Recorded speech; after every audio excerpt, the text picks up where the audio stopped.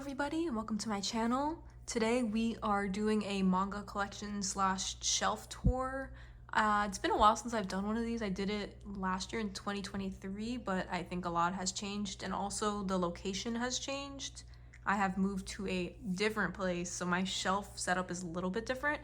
So I figured it would be a great chance for me to update you guys on everything that has increased, and I think only increased. I don't think I've gotten rid of anything, but I do have one small disclaimer.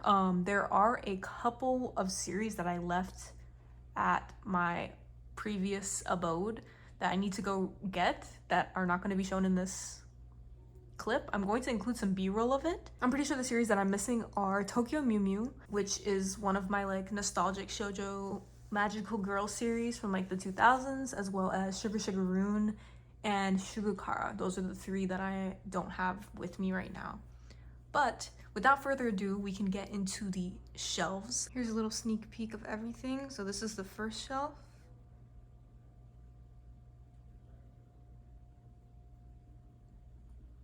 You know, I'll just give you guys a whole, like, this side of my wall apartment tour.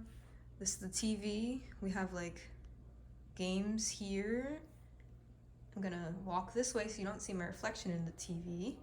And then we have the other shelf here, which some of this is my partner's stuff, but a large portion of it is mine, so we will go through it as well. I apologize in advance for the shaky footage towards the top here.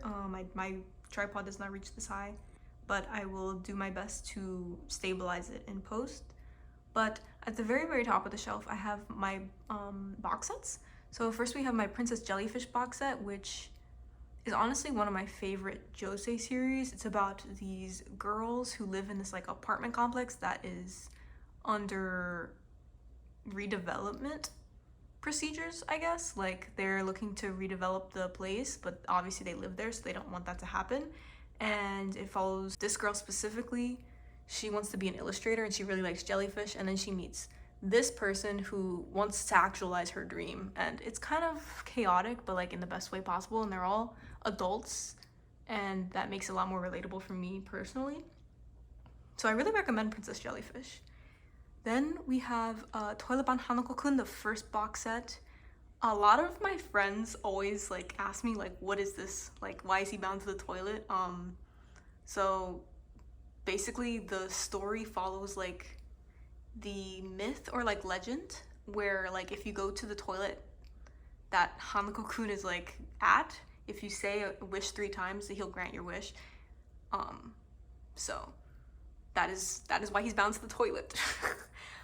Then we have Oran High School Host Club. I feel like that needs no introduction, but actually the manga is really more detailed than the anime. The anime really leaves out a lot of interesting things that happen and a lot of character development, so I actually really like the manga over the anime.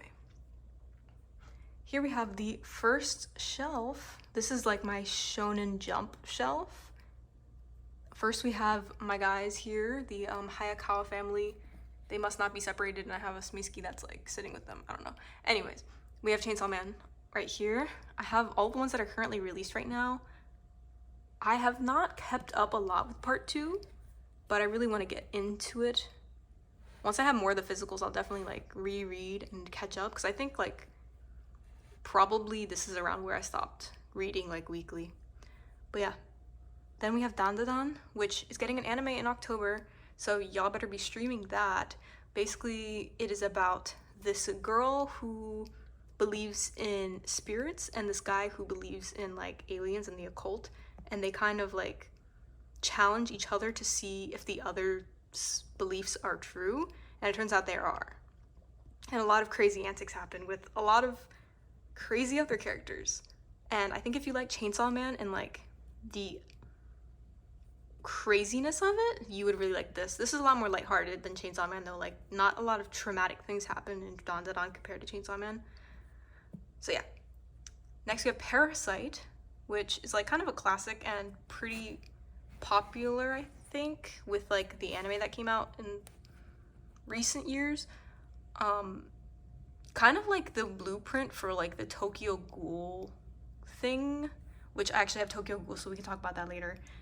And then I have a couple volumes of Tokyo Revengers in Japanese. These are like 2 covers that I don't think are going to come in the US like 2-in-1 releases, so I just got those ones. And then in the back, we have Dr. Stone. All of Dr. Stone is back there. Probably one of my like favorite battle shonens. And then we have Spy Family, which is also kind of a classic. I think season 2 finished recently. This one does not fit under this like whole row, so I'm gonna have to figure out what I'm gonna do with that. But that is the first shelf. On the second shelf, we have not that much stuff. I just have my whole collection of Fruits Basket and A Sign of Affection up to what has been released so far. Both of them just have like colorful spines that really complement each other, so I put them together here. Also, Fruits Basket's one of my favorites, so like I think she needed special recognition in some way. And then in terms of the knickknacks, we have a Wendy pop-up parade from Fairy Tail. I have this Sion from G-Idol signed card. And then Maka from Soul Eater pop parade. And Sylveon from Pokemon little nano block setup thing. And then this is like, I don't know, consolation prizes that my partner got from Japan for Chainsaw Man. They're like little, I forget what these things are called. Clear folders? Yeah. That is this shelf. All right, this is the third shelf on the first shelf. Third level of the first shelf. That is the correct terminology. Okay, so this one is supposed to be my shojo beat shelf, but then I got kind of like derailed towards the back here. So it's shojo beat and also 7 C's, I guess.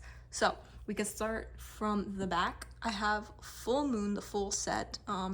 It's kind of like an older shojo series about this girl who has terminal throat cancer, but she wants to be a singer, so her shinigami come and grant her the power to become a singer. And it's actually really sad, if you couldn't guess by the description. Then we have Nana, which I don't think needs any introduction. It's very, especially these days, very popular. And of course, with most shoujo, the anime does not do the like plot justice. There's so much that happens after the anime, so I suggest reading the manga. And then over here,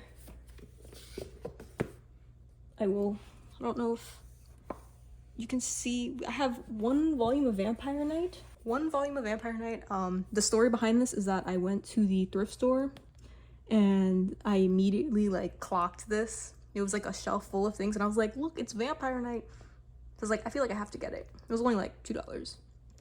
The series is like actually so cooked. I could not recommend this less. So yeah.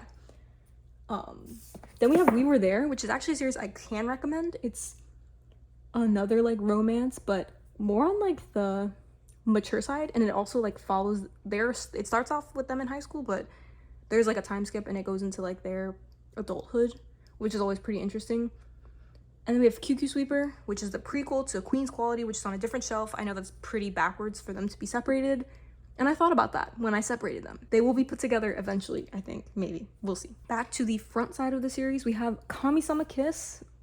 Mostly complete. I'm missing 14, 19, and 24. But I'm pretty sure most of those are on the way. But anyways, this has been my main squeeze these days. I'm not gonna lie. I'm almost done with it. I'm on 21 right now. If you see books with bookmarks, that's where I'm at. So yeah, I'm on 21 right now. And I love it so much. Then we have My Love Mix-Up, which is another series I actually really liked. Romance about, it's like a BL shoujo about this misunderstanding between like 4 different, well, I guess it's like 3 people. This guy borrowed a girl's eraser and it had a name on it, and then the guy whose name was on the eraser picked it up and thought it was from the guy, but actually it was from the girl, but the girl actually, the name was somebody else's name. So that's like the mix-up. But it's really cute, and they're all like really cute characters. And then we have Bloom Into You, which is a GL series. I actually haven't really read it. That's why there's only 2 of them. I want to get more into it, but I honestly, I don't know. There's like a little bit of coercion. I think coercion is like a strong word to say about like what happens in the beginning, and it kind of like throws me off, but I know a lot of people still recommend it despite that, so I'm gonna definitely give it another try. And then we have I Want to Eat Your Pancreas, which is just this one volume, a very sweet story, honestly. It has a movie too, if that's like your preferred way of consuming manga or anime. And then I have these two over here. My Girlfriend's Child is something I honestly haven't read. It's about this like teenage couple that has to go through a pregnancy, so I thought that was interesting, but I haven't read it. Then I have Anti-Romance, which is a BL about these guys that live together, but they're kind of in love with each other. It was okay. I didn't buy volume 2 because I wasn't like super wowed by the first volume. Also, I do plan on like downsizing my collection shortly after this video, so some of the things that you hear me be less passionate about will most likely be listed on Depop. So this is around where the collection stops being as like refined in terms of shelving. This is my big volume sized things with the white ones in the back and the colored ones in the front. That is the only rhyme or reason to this shelf. So starting from the back, I have Boys Run the Riot, which is an LGBT story about this trans guy who starts a fashion brand which helps him express himself. And then we have Blue Period, which is like a series about painting. I actually, fun fact, it's so funny because I feel like there's so many series that last year I was like, I don't know about this one. Blue Period was something I was going back and forth about. There's some series where I'm like, I don't know if I like this, but I can't get it out of my mind. So I guess low-key I do like it. So that's how I felt about Blue Period. I would always think about it, even though I was like lukewarm about it. So it's still on my shelf. I bought the 4th volume. I think last time I only had the 3. But I have not read the 4th one, so we'll see what happens. I've heard that like the arc after the one that I'm in right now is like really, really good. So once I get there, that'll be like the true determination of whether I like it or not. Then I have I Want to Be a Wall, which is another LGBT series about a asexual woman marrying a gay man who has an unrequited love for one of his like childhood friends. And there's a 3rd volume that I think is either out or is gonna come out soon, and that's like the end of the series. So I need to get that and read it, but it was really good. I liked the representation that it brought. Then we have Kowloon, which is like a supernatural series about the city of Kowloon. And it's actually really interesting. It reminds me of like, it has the same like confusing element that like Higurashi has, except obviously different setting.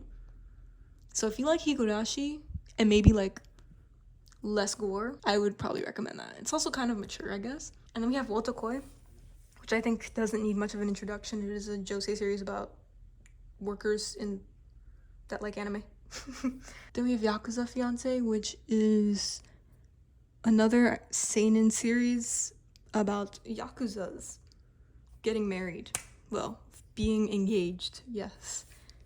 I actually really like the art for this one. I need to get, like, there's some series as well that I need to, like, get back into reading. And Yakuza Fiancé is no exception to that. But, yeah, I really like the art for this one. Moving towards the front, we have Goodnight Poon. This is another series, similar to Blue Period, where I didn't like it that much, but I could not, like, stop thinking about it. And so I have not gotten rid of it, and I think I'm gonna try again. And if I try again and I like it, I'll buy the rest. But for now, she's staying here. Then we have Solanin, which is the reason why I can't get rid of Goodnight Poon Poon, because Solanin is so freaking good that I'm like, everything by Inio Sano must be good. Not saying that Goodnight Poon Poon's bad, but like, I love this one. I love Solanin. And I want to love Goodnight Poon Poon. So, boom. And there's also a movie for Dead Demons Dead Destruction that came out or is coming out soon. And I want to watch that because I am really intrigued by that concept as well. I want to be an Inio Asano stan. I'm trying my best. I'm working on it. Then we have Life Lessons with Uramichi Onisan, which is also a josei series that I found that out recently, but it is about this guy who is a TV show host for like one of those like kind of kids programs, and he kind of hates his life. He's like 30 and he's like, well, why am I here? and honestly relatable. Then we have Goodbye Eri by Tatsuki Fujimoto, the same guy who made Chainsaw Man, one of his one-shots. Banger. I'm a Tatsuki Fujimoto fan, but I need to read Fire Force before I like say that. But I like a lot of his one-shot work, so I have Goodbye Eri. Then I have Something's Wrong With Us, which is actually a banger series. I'm not gonna lie to you guys. This one, a josei series about. Okay, I'm actually gonna plug this one because I read this one like during my like year hiatus from making YouTube videos, and like I didn't have a chance to fully like talk about this with the internet. So basically, we got this girl. How do I do this? We got this girl. She is her mom. Okay, let's restart. So we have this girl. Her mother used to work at, so the whole series surrounds like Japanese confectionaries. So her mom was a live-in chef at a like famous sweet making company. And no, wait. They were oh my god, there's actually, what you have to understand is that there's so much that happens in the series. It's like, okay, restart. Okay, cool. She is the main girl. She has a mom. Cool. He's the main guy. He's a dad. Okay, cool, right? So they all, her mom is a live-in chef at his dad's place. Cool. Are we good on that? All right, cool. So basically, his dad dies, and everyone frames her mom for doing the deed. But she has gone her whole life believing her mother did not do it. So fast forward to now, she's grown up. Now she's trying to infiltrate their place to figure out what happened with her mom, because she knows damn well her mom didn't do it. But he thinks that her mom did it. But they don't know all this, and like they figured it out, and like yeehaw. There's 16 volumes, banger, back to back.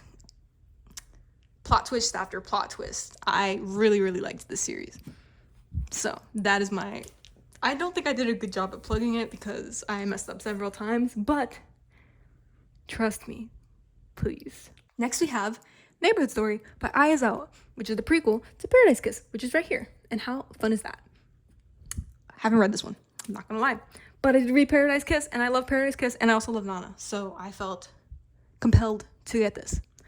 And then we have The Summer Hikaru Died, which is actually like very interesting. It's about this like guy named Hikaru who died, and he like comes back, but he's like a little different, and that's all I'll say. I think that's good, a good little plug. And the art is really like eerie, because it's like a BL horror type of thing, I would say. So yep, that is this shelf. Then we can move on to the bottom shelf. This shelf is a little like dysfunctional, but we'll start with the front because I have like a lot of stuff in the back. But basically we have Soul Eater, the perfect editions. We're almost done. I think it'll finish in December, and there's 2 more left. And obviously they don't fit on the shelf, which is a little awkward. I love Soul Eater so much. That's why I have a Maka thing. I actually haven't read Soul Eater in full. I've been reading with the perfect editions, actually. I love the anime. So I'm on volume 12 right now. I was trying to go with like arcs, because I don't like stopping in the middle of an arc and then being like, what's happening? But I do have some catching up to do. Next we have Pokemon Adventures. I love Pokemon, the games, and so obviously I have to have the manga too. I'm currently on like the Gold Silver arc. I've read like some of it growing up, but like never consecutively. Like I used to only just read like some of the chapters of the characters I liked. I like Sapphire. She's a banger. So anyways, let's go to the back. I'm gonna have to probably take everything out. Well, here's the back. I have just stacked all of my Tokyopops behind everything else, and so there's a lot of things concealed. So first we have Sergeant Frog. I'm missing a couple, I think. Honestly, I haven't been looking. I'm missing 13 and 14, just those 2. But I honestly like haven't been on the internet searching for them lately. But it is about an alien frog who wants to invade Earth, but then he gets derailed by becoming friends with humans. Him and his froggy friends. But they still try their best to invade, but they're not doing a very good job of it, obviously. Next we have Chibi Vampire, which is, I actually don't know what demographic it is, but it is a romance series about a vampire who doesn't exhibit most common vampire traits. Then we have Cardcaptor Sakura, which is like a classic shojo magical girl series about a girl who needs to go find the cards that she's scattered across the world, and she captures them. I just realized that the card capturing is in the name. I don't know why card captor stopped being like a word with meaning to me. Yeah, I guess it was pretty obvious what it was about. Okay, anyways, we have Chobits, which is, I feel like a lot of people experienced what is Chobits when they were growing up and probably shouldn't have been into it at the time. This was the first manga series that I collected in full. And I think about that sometimes. I haven't read it in a long time. I kind of want to see if I still even want to have it in the collection, but another Clamp series. And then we have Welcome to the NHK, which is actually kind of a banger about this loser guy becoming friends with a girl. And a lot of crazy stuff happens. That's all I got. So that is the back of the shelf, and we can move on to the second shelf on the other side of the house. Before we go over there, I just want to mention I have Bleach box set volume, first one. I'm in my Bleach era.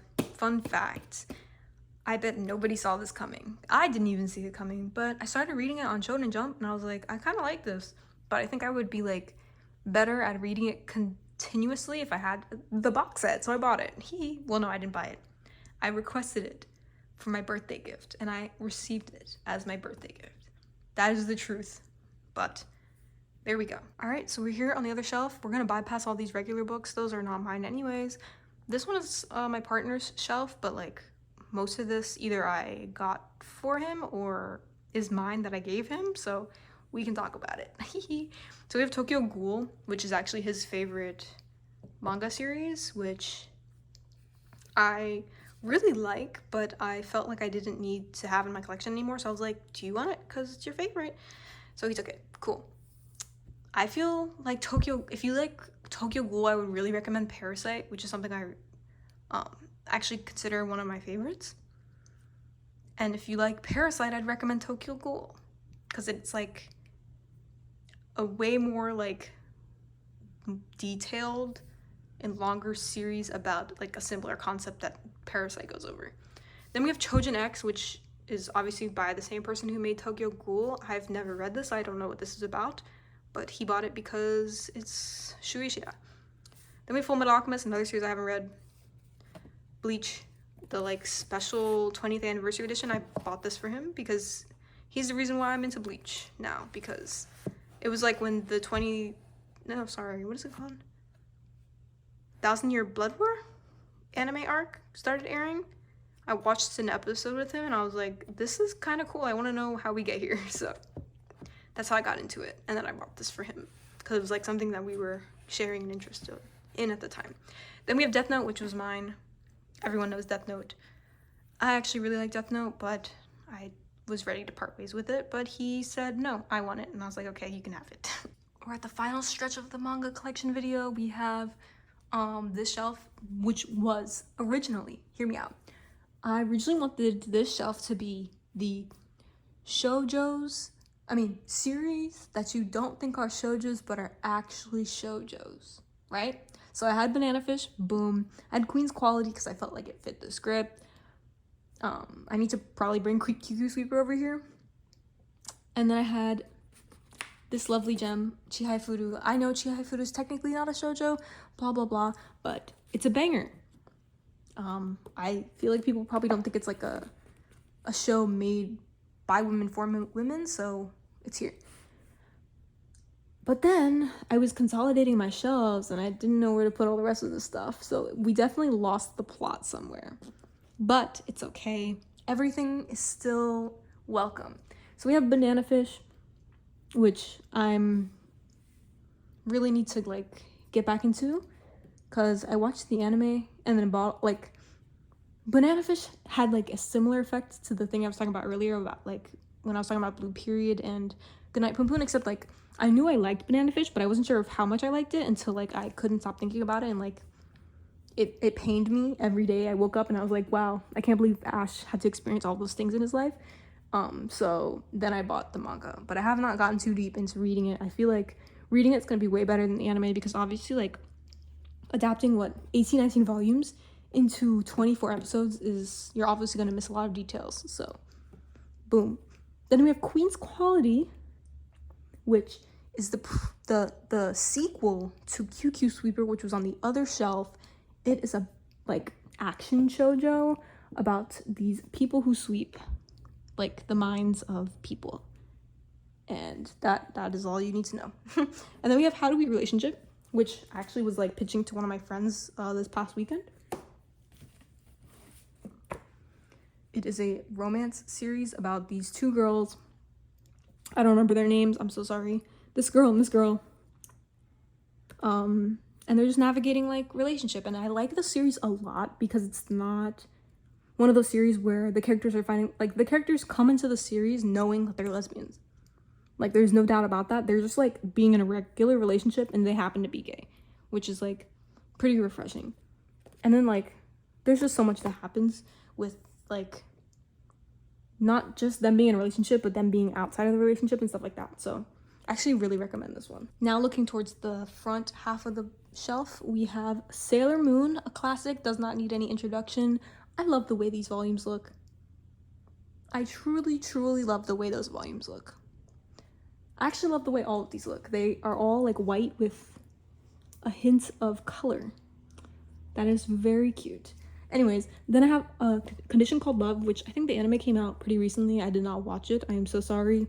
It's about this guy who is like in love with her, like out of like a really random thing that happens between them, but she doesn't really know what love is and she's trying to figure it out, but he's there to help her.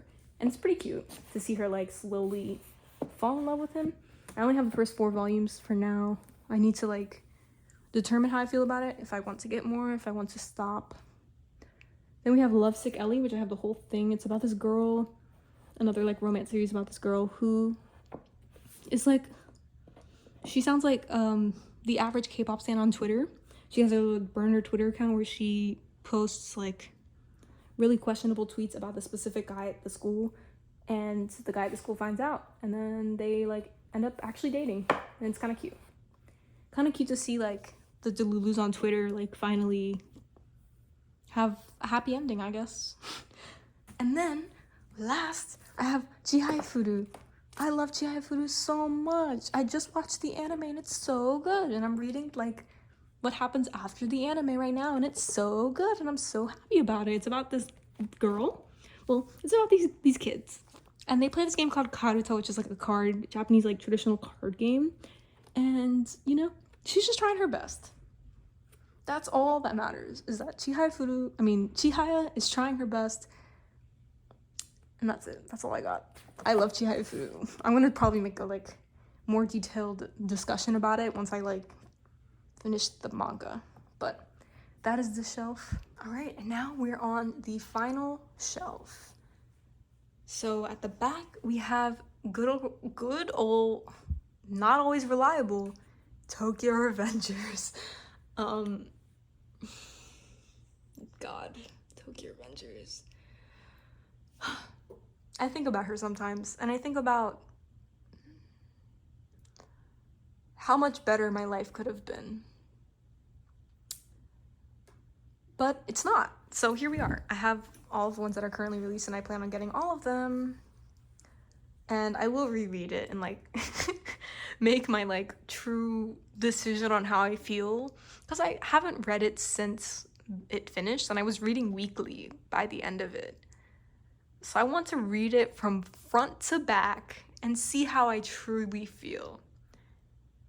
And then we'll see. Then I will talk about it. But for now, my lips are sealed. I'm never talking about Tokyo Revengers again. Cool. Blue Flag.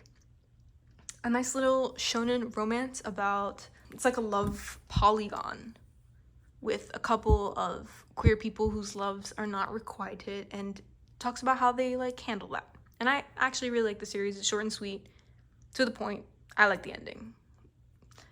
And then Blue Lock, I don't think it needs much of an introduction. It's like a battle royale soccer series, and so I've been collecting this one pretty consistently, but I have volume 12 specifically because that's where like the anime ends, and I'm gonna like kind of read it up until I think season 2 comes out in October, which is a little sad because I like to read before I watch anime sometimes, but I think I'm just gonna have to bite the bullet and just watch the anime without having read much of the manga, because I don't think much is gonna come out. Then we have the true queen of the manga collection, my love Witch Hat Atelier. This is a misconception. I'm currently rereading it because the anime is coming out in 2025, and the trailer just came out at Anime Expo a couple days ago as of filming this. This is actually another series that needs a very formal pitch. It is about this girl. She lives her whole life thinking that witches are born, not that you can become a witch. Everyone's just born a witch or you're not. So she always really admired magic and witches and thought they were so cool, but then she realizes one day that that is not the case. You can actually train to become a witch. The art of magic is something learned, and she gets indoctrinated, I guess, into the world of witches, and that's her mentor coming for Gojo's crown. But I think this story is really cute. It has a really lovable cast of like these 4 girls that are like witch apprentices with their master. And I really like the master guy. He's kind of cool.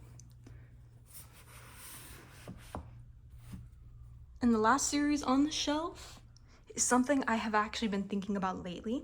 This is called Usotoki Rhetoric.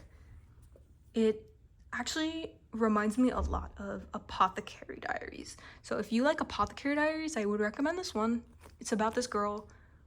It takes place in like the 1920s Japan. And she basically has this like supernatural ability to hear lies. And this is something that kind of cursed her all throughout her childhood, but then she moves to this new town, and this guy actually sees the value in her power because he's like a detective, and obviously that's very helpful in like determining cases and stuff. So she kind of tags along with this detective guy and solves mysteries around their neighborhood. And yeah, it reminds me a lot of Apothecary Diaries, kind of with like how Mao Mao is solving mysteries with her. I mean, it's not a supernatural power that she has, but like with her power of science and deduction. So that is the end of my manga collection / shelf tour for this year / 6 months. I haven't decided how frequently I want to make these types of videos, but I don't see much changing. Well, I guess I'm going to downsize a lot, and we'll see where that takes me. But yeah, I actually haven't counted lately. I'll put a number on the screen, and there will probably be a number in the title of the video too, so that's not going to be much of a surprise. Let me know how many you have in your collection, if you have a collection, and let me know what your favorite manga is. What is my favorite manga? Probably Fruits Basket, Nana.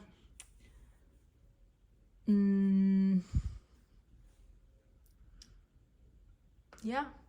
Fruits Basket, Nana, Chainsaw Man. I like Dan Da Dan a lot. I like Kami-sama Kiss a lot. Yeah, those are my favorites. Thank you for watching. Leave a like and subscribe for more of me. I'm gonna make more videos, I promise. Goodbye.